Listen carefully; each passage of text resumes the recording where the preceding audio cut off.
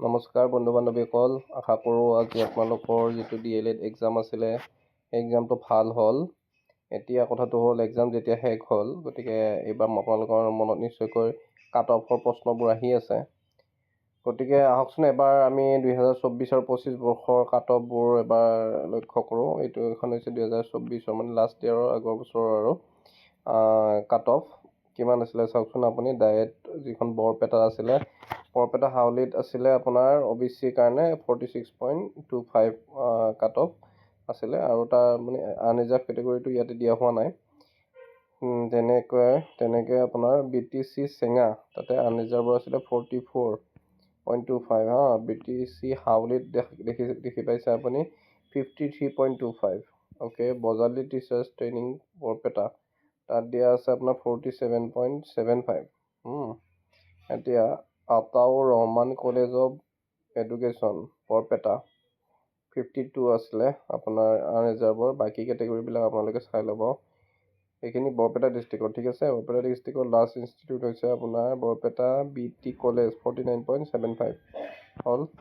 এতিয়া নেক্সট হৈছে বঙাইগাঁও। বঙাইগাঁও দুখন অনুষ্ঠান আছে, তাৰে এখন হৈছে ডায়েট বঙাইগাঁও আৰু নৰ্মেল স্কুল বঙাইগাঁও। এতিয়া ডায়েট বঙাইগাঁওখন দিয়া আছে আমাৰ ইয়াতে 54 হৈছে আপোনাৰ আনৰিজাৰ্ভৰ, আৰু আপোনাৰ OBCৰ কাৰণে হৈছে 42.25, ঠিক আছে। ইয়াতে দুটা কেটেগৰী দিয়া আছে, বস্তুখিনি আপোনালোকে লক্ষ্য কৰিছেনে? এটা হৈছে ছায়েন্সৰ কাৰণে আৰু এটা হৈছে আৰ্টছৰ কাৰণে। গতিকে সেইখিনি আপোনালোকে সেই অনুযায়ী চাই ল'ব।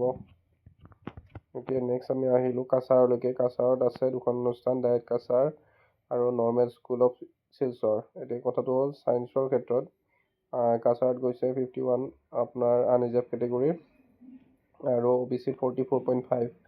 আৰ্টছৰ ক্ষেত্ৰত হৈছে 33.75। গতিকে ইয়াতে আপোনাৰ পোৱাৰ চান্সটো যথেষ্ট বেছি হয় কাছাৰত, ঠিক আছে। দৰং, এতিয়া দৰঙত দুখন অনুষ্ঠান আছে, এখন হৈছে ডায়েট দলগাঁও যিখন, আৰু দলগাঁৱতে একেটা কেম্পাছতে আৰু এখন আছে BTC বুলি।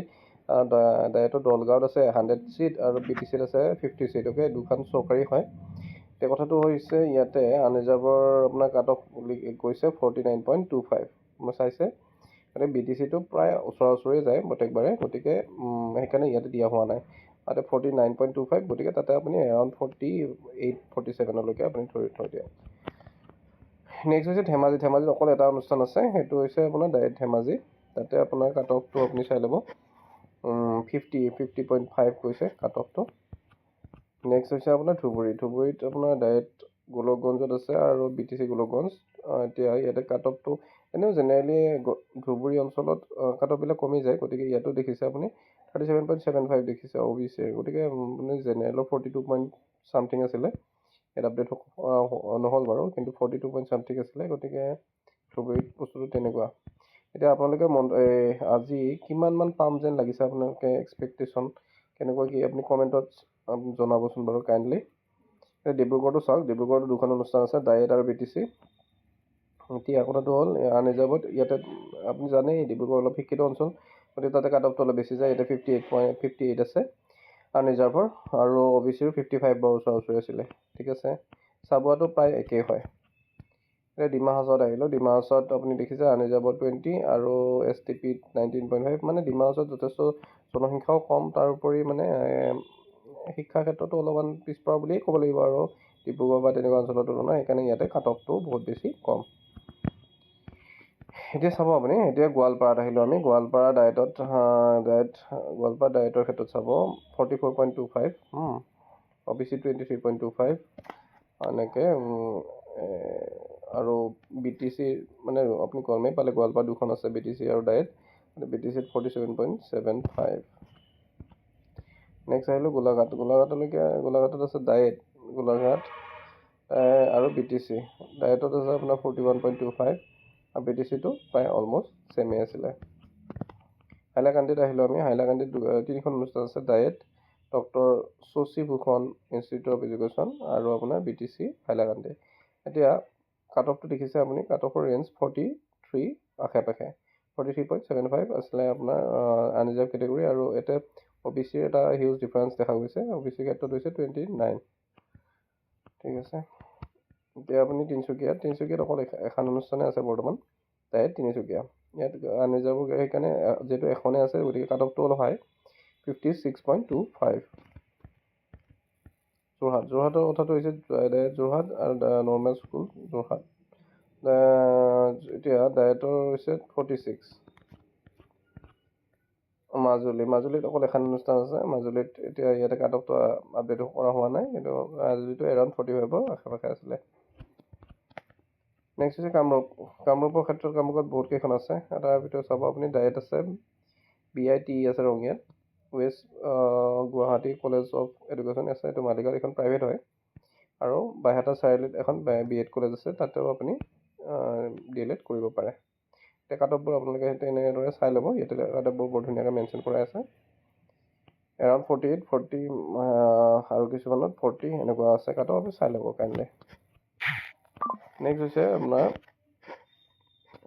কাৰ্বি আংলঙৰ ডিফুত মানে কাৰ্বি আংলঙত এখনেই আছে একচুৱেলি DLEdৰ অনুষ্ঠান BTC আনি যাব তাতে আছে 47.25 কৰিমগঞ্জত চাব কৰিমগঞ্জত আছে আপোনাৰ 3খন এটা ডায়েট এখন আছে পাথাৰ কান্দি কলেজ অফ এডুকেশ্যন এখন আছে কৰিমগঞ্জতে বিবেকানন্দ কলেজ অফ এডুকেশ্যনো আছে আৰু এখন গতিকে ইয়াতে কাট অফৰ ৰেঞ্জটো ভেৰি কৰিছে আপুনি অলপমান চাই ল'ব 31ৰ আশে-পাশে আছে একচুৱেলি কাট অফবিলাক ছায়েন্সৰ ক্ষেত্ৰত অকণমান বেছি বিবেকানন্দ যিখন আছে তাতে অলপমান কাট অফটো ছায়েন্সৰ বেছি 40 পইণ্ট ছামথিং বাকী অলমষ্ট ছেমে হয় কোকৰাঝাৰত আছে 3খন কোকৰাঝাৰত আছে এখন ডায়েট এখন BTC আৰু এখন গোসাইগাঁও BEd কলেজ আচ্ছা নেক্সট হৈছে আপোনাৰ লখিমপুৰত আছে ডায়েট নৰ্মেল স্কুল ঢকুৱাখানা আৰু BTC আজাদ এতিয়া ইয়াতো কাট অফ এৰাউণ্ড 40 আশে-পাশে আছিলে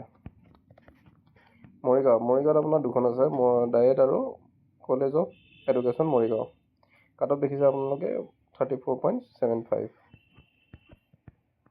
নগাঁৱত মানে নগাঁওখনত যথেষ্ট কেইখনমান অনুষ্ঠান আছে তাৰ ভিতৰত চাব ডায়েট আছে চিটি আছে নৰ্মেল স্কুল আছে নগাঁও BTC আছে কৃষ্ণ বৰা BEd কলেজ আছে হোজাইত হাম-1 ৰুৰেল কলেজ অফ এডুকেশ্যন আছে কলিয়াবৰ কলেজ অফ এডুকেশ্যন আছে গতিকে ডিফাৰেণ্ট কাট অফ যিহেতু অনুষ্ঠানৰ বহুত কেইখন ইয়াতে হায়েষ্ট গৈছে আপোনাৰ কাট অফ 43.25 আৰু লৱেষ্ট গৈছে আপোনাৰ 34.5 কাট অফবোৰ অলপ টাইম লৈ আপুনি চাই ল'ব ভালদৰে